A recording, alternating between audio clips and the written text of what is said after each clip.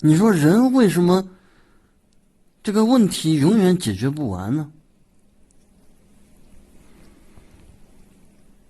为什么解决到一个问题，又会产生一个新的问题？你这个问题你现在解决了，过2天它还会出来。问题可以杜绝吗？白大师，烦恼是无穷无尽的吗？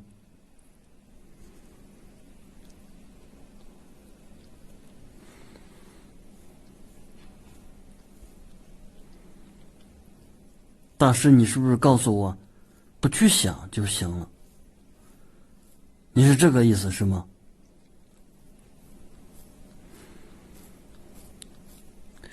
佛家说不可说不可说，大师，你是不是这个意思？不可说。大师，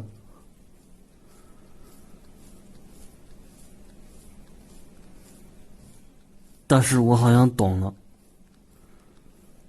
我懂了，大师。